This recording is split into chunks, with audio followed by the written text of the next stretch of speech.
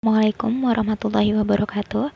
Kami dari kelompok 6 yang beranggotakan Devinda Fitria Malvani, Vela Renja Aisyah, dan juga Anggitri Saputro akan mempresentasikan mengenai teori portofolio dan analisis investasi dengan bab pemilihan portofolio. Bahasan pada bab pemilihan portofolio ini terdiri dari yang pertama, pembentukan portofolio, yang kedua, menentukan attainable set dan efficient set, yang ketiga, menentukan portofolio efisien, dan yang terakhir adalah menentukan portofolio optimal. Yang pertama, pembentukan portofolio. Dalam membentuk portofolio akan timbul suatu permasalahan, yaitu terdapat banyak sekali kemungkinan portofolio yang dapat dibentuk dari kombinasi aktiva beresiko yang ada di pasar. Nah, kombinasi ini dapat mencapai jumlah yang tidak terbatas. Dari kemungkinan kombinasi yang tidak terbatas itu, maka seorang investor yang rasional akan memilih portofolio yang optimal. Nah, portofolio optimal ini dapat dibentuk dengan model Markowitz dan juga model indeks tunggal. Untuk membentuk portofolio dengan model-model di atas, sebelumnya hal pertama kali yang kita butuhkan adalah dengan menentukan portofolio yang efisien. Portofolio efisien adalah portofolio yang menghasilkan tingkat keuntungan tertentu dengan risiko terendah atau yang menghasilkan risiko tertentu dengan tingkat keuntungan tertinggi. Selanjutnya, yaitu attainable set dan efficient set. Attainable set atau disebut juga dengan opportunity set adalah seluruh set yang memberikan kemungkinan portofolio yang dapat dibentuk dari kombinasi aktiva yang tersedia. Jadi, pada attainable set ini, kemungkinan portofolionya itu dapat terdiri dari efisien dan juga tidak efisien. Jadi, dikumpulkan dalam satu yang disebut dengan attainable set. Sedangkan efficient set atau disebut juga dengan efficient frontier adalah kumpulan atau set portofolio yang efisien. Nah, di efficient set ini hanya berisi kemungkinan portofolio yang efisien saja. Sedangkan attainable tadi ada portofolio yang efisien dan juga tidak efisien. Nah, untuk pembahasan attainable set dan opportunity set ini dimulai dengan portofolio yang terdiri dari dua aktiva berisiko. Aktiva berisiko itu adalah aktiva yang mengandung unsur risiko, yang mana mengacu pada sekuritas keuangan. Dua aktiva berisiko ini dapat membentuk korelasi positif sempurna, negatif sempurna, dan juga tidak berkorelasi sama sekali. Untuk yang pertama, yaitu korelasi sekuritas dua aktiva berisiko dengan positif sempurna. Untuk korelasi positif sempurna dua aktiva A dan B dapat ditulis dengan rumus sebagai berikut. Korelasi A dan B sama dengan plus 1. Plus ini adalah menandakan adanya positif sempurna, sedangkan 1 ini menandakan adanya hubungan atau korelasi. Nah, rumus untuk varian portofolionya yaitu varian portofolio kuadrat sama dengan A kecil kuadrat dikali varian portofolio A kuadrat ditambah B kecil kuadrat dikali varian portofolio B kuadrat ditambah 2 dikali A dikali B dikali varian portofolio A dikali varian portofolio B.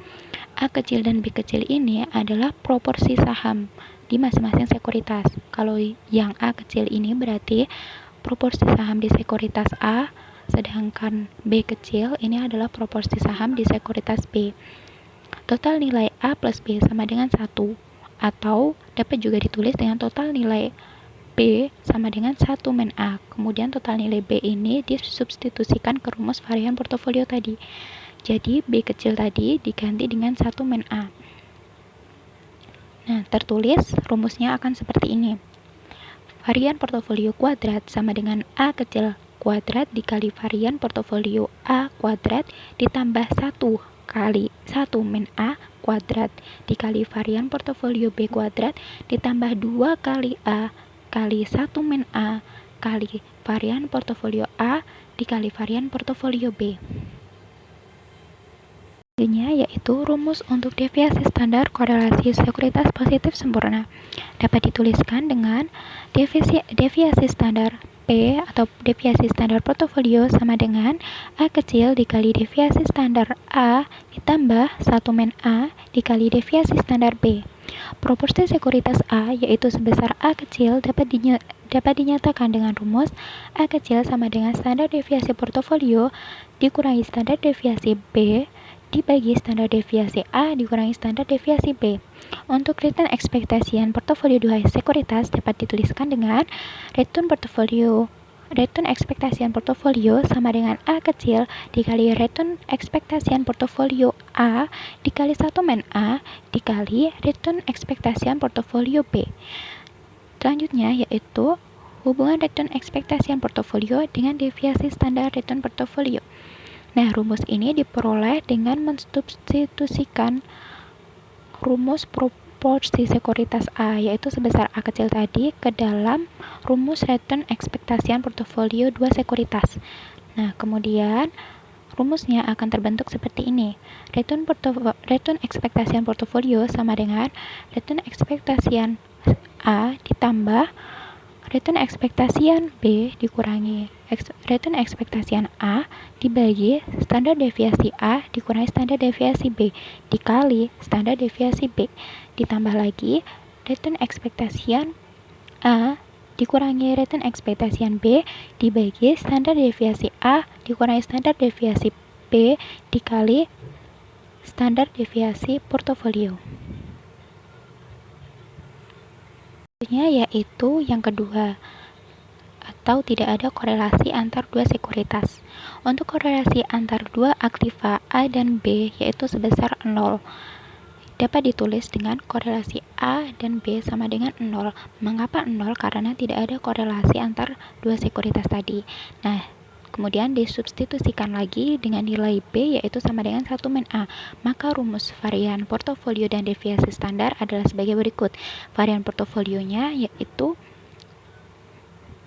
varian portofolio kuadrat dikali A kecil kuadrat dikali varian A kuadrat ditambah 1 min A kuadrat dikali varian portofolio B kuadrat. Nah, sedangkan untuk deviasi standarnya rumusnya adalah deviasi standar P sama dengan akar kuadrat A kecil kuadrat dikali standar deviasi A kuadrat ditambah 1 min A kuadrat dikali standar deviasi B kuadrat. Next yaitu ada korelasi antara sekuritas dengan negatif sempurna. Untuk korelasi antara dua aktiva A dan B dapat ditulis dengan korelasi A, B sama dengan min 1. Min 1 ini, negatif ini adalah menandakan adanya negatif sempurna, sedangkan 1 ini adalah menandakan adanya korelasi. Nah, sama dengan yang atas tadi, mensubstitusikan B dengan 1 min A. Maka varian portofolio dan deviasi standarnya dapat ditulis dengan sebagai berikut. Varian portofolio P kuadrat sama dengan A kecil kuadrat dikali varian portofolio A kuadrat ditambah 1 min A dikali varian portofolio B kuadrat dikurangi 2 dikali A dikali 1 min A dikali varian portofolio A dikali varian portofolio B. Untuk deviasi standarnya varian portofolio P sama dengan akar kuadrat dari A kecil dikali varian A dikurangi 1 min A dikali varian portofolio B, kemudian dikuadratkan. Selanjutnya, untuk korelasi antar sekuritas negatif sempurna, ini nilai yang diakarkan dapat menghasilkan dua nilai yang berbeda, yaitu yang satunya nilai negatif dan satunya lagi nilai positif. Misalnya, akar dari 4 dapat diperoleh dari negatif 2 kuadrat dan juga positif 2 kuadrat. Maka untuk rumus deviasi standar ini juga ada dua kemungkinan nilai, yaitu yang pertama positif dan juga negatif. Untuk yang positif, deviasi standarnya itu adalah rumusnya deviasi standar portofolio sama dengan positif A kurung buka A kecil dikali standar deviasi A dikurangi 1 min A dikali standar deviasi B. Nah, untuk yang deviasi standar negatif adalah dengan sebagai berikut. Deviasi standar portofolio sama dengan negatif A kecil kurung buka A kecil dikali standar deviasi A besar dikurangi 1 min A dikali deviasi standar B. Selanjutnya, mengenai kasus secara umum. Secara umum, return ekspektasian portofolio, risiko portofolio yang dinyatakan dalam deviasi standar, attainable set, dan efficient set dapat digambarkan sebagai gambar di bawah ini, gambar 9.5, yang menghubungkan antara proporsi portofolio atau A kecil return ekspektasian, dan deviasi standar portofolio untuk kombinasi sekuritas A dan B dari korelasi negatif sempurna sampai dengan korelasi positif sempurna. Gambar 9.5c itu menunjukkan untenable set dan efficient set untuk portofolio yang berdiri dari dua aktiva. Kenyataannya, di pasar modal tidak ada dua buah sekuritas yang identik berkorelasi +1 atau berlawanan sepenuhnya berkorelasi -1 sepanjang waktu. Selanjutnya, menentukan portofolio efisien.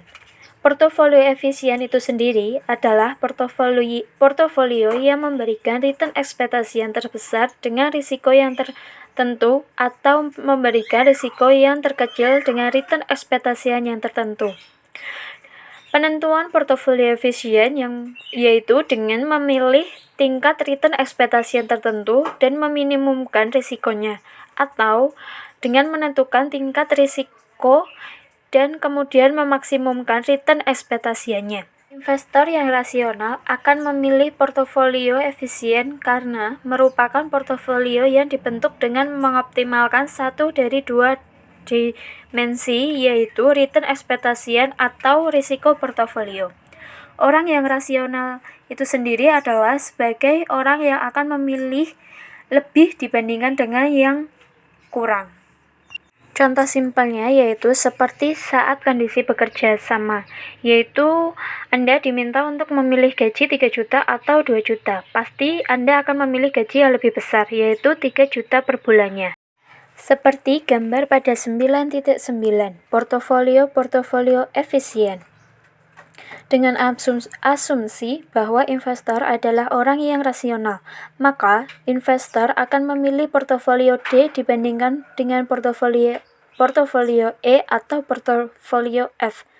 Portofolio E lebih baik dari portofolio F dan portofolio D lebih baik dari portofolio E, karena dengan risiko yang sama, return ekspektasian portofolio D lebih tinggi dibandingkan dengan return ekspektasian portofolio E atau F. Dengan demikian, portofolio D adalah portofolio efisien. Selanjutnya, menentukan portofolio optimal. Portofolio efisien belum berupa portofolio optimal. Portofolio efisien hanya mempunyai satu faktor yang baik, yaitu faktor return ekspektasian atau faktor risikonya. Sedangkan portofolio optimal merupakan portofolio yang terbaik dengan kombinasi return ekspektasian dan risiko terbaik. Penentuan portofolio optimal dilakukan dengan beberapa cara. Pertama, cara Markowitz. Kedua, cara aktiva bebas risiko. Ketiga, cara model indeks tunggal. Pertama, portofolio optimal berdasarkan preferensi investor model Markowitz. Penentuan portofolio optimal berdasarkan preferensi investor model Markowitz dengan cara aktiva bebas risiko dan model indeks tunggal. Model Markowitz menggunakan asumsi-asumsi. Pertama, waktu yang digunakan hanya satu periode. Kedua, tidak ada biaya transaksi. Ketiga, preferensi investor hanya didasarkan pada return ekspektasian dan risiko dari portofolio. Keempat, tidak ada pinjaman dan simpanan bebas risiko. Preferensi investor terhadap portofolio akan berbeda karena mempunyai fungsi utility yang berbeda, sehingga optimal portofolio untuk masing-masing investor juga dapat berbeda. Utility investor ditentukan oleh preferensi mereka terhadap risiko. Mereka yang mempunyai preferensi risiko rendah, yaitu mereka yang cenderung menghindari risiko, akan mempunyai utility yang berbeda dengan mereka yang mempunyai preferensi risiko tinggi, yaitu mereka yang cenderung menerima risiko atau risk taker. Mereka yang mempunyai preferensi risiko rendah, yaitu mereka yang cenderung menghindari risiko, berdasarkan utility-nya akan memilih portofolio optimal di titik C1 dengan mereka yang mempunyai preferensi risiko tinggi, yaitu mereka yang cenderung menerima risiko akan memilih portofolio optimal di titik C2. Pada gambar 9.10, portofolio optimal berdasarkan preferensi masing-masing investor. Portofolio yang akan dipilih oleh investor tergantung pada fungsi utility-nya masing-masing. Utility investor juga mencerminkan tanggapan investor terhadap risiko. Portofolio yang optimal untuk tiap-tiap investor terletak pada titik persinggungan antara fungsi utility investor dengan efficiency set. Titik ini menunjukkan portofolio efisien yang tersedia yang dapat dipilih karena terletak di efficiency set yang menyediakan kepuasan tertinggi yang dapat dinikmati oleh investor karena terletak di fungsi utility-nya. Yang selanjutnya saya akan menjelaskan tentang portofolio optimal resiko terkecil model Markowitz. Jika investor hanya mempertimbangkan risiko portofolio yang terkecil tanpa mempertimbangkan simpanan dan pinjaman bebas risiko atau riskless lending and borrowing, dan investor diasumsikan sebagai risk averse individu. Portofolio optimal di titik B ini merupakan portofolio optimal dengan resiko terkecil, sehingga portofolio ini disebut dengan portofolio varian minimal atau MVP, minimal variance portfolio. Fungsi objektif yang digunakan adalah fungsi resiko portofolio berdasarkan metode Markowitz. Fungsi objektif ini kemudian diminimalkan dengan memasang beberapa kendala. Kendala yang pertama adalah total profesi yang telah diinvestasikan di masing-masing aktiva. Untuk seluruh aktiva adalah sama dengan 1, atau dana yang diinvestasikan seluruh berjumlah 100%. Misalnya WI adalah proporsi aktiva ke I yang diinvestasikan di dalam portofolio yang terdiri dari N aktiva. Kendala yang pertama ini dapat dituliskan sebagai berikut.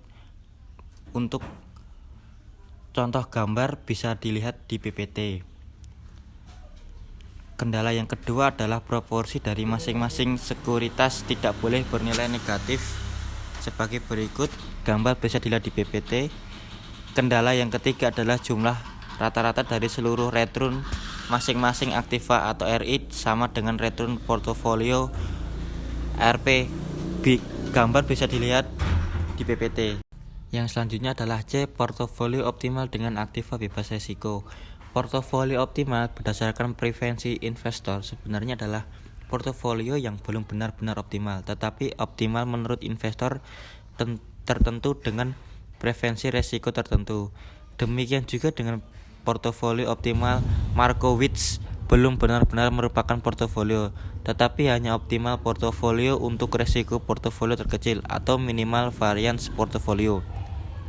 Portofolio yang benar-benar merupakan optimal secara umum atau tidak terpengaruh pada preferensi investor tertentu dapat diperoleh dengan menggunakan aktiva atau bebas risiko. Portofolio optimal secara umum adalah portofolio di titik M di gambar berikut. Gambar bisa dilihat di PPT. Portofolio optimal ini merupakan hasil dari persinggungan garis lurus dengan titik RBR dengan kurva efficiency. Titik persinggungan M ini merupakan titik persinggungan antara kurva efisiensi dengan garis lurus yang mempunyai sudut atau slope terbesar. Slope ini nilainya adalah sebesar return expectation portfolio dikurangi dengan return aktiva bebas risiko, dan semuanya dibagi dengan divisi standar return dari portofolio sebagai berikut. Gambar tersebut bisa dilihat di PPT. Yang selanjutnya adalah D, portofolio optimal dengan adanya simpanan dan pinjaman bebas risiko. Portofolio optimal secara umum bisa dilihat di bab 9.3.3. Sebelumnya hanya memasukkan aktiva-aktiva berisiko ke dalam portofolionya. Aktiva bebas resiko hanya digunakan untuk menentukan letak dari portofolio optimalnya, yaitu di titik M di gambar 9.11.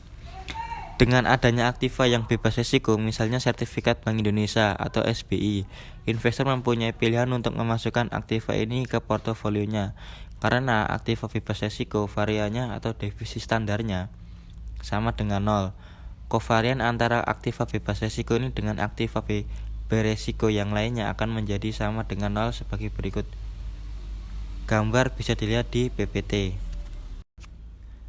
Dan untuk varian aktiva yang bebas risiko yang sama dengan 0, maka kovarian antara aktiva bebas risiko dengan aktiva beresiko adalah sama dengan 0. Karena sesuatu dikalikan dengan 0 adalah sama dengan 0. Untuk contoh rumusnya bisa dilihat di PPT. Selanjutnya return expectation portfolio. Kombinasi aktiva bebas risiko dengan portofolio aktiva beresiko adalah sebesar gambar rumus bisa dilihat di PPT. Sekian dari kelompok kami, semoga bermanfaat. Apabila ada salahnya mohon maaf. Wassalamualaikum warahmatullahi wabarakatuh.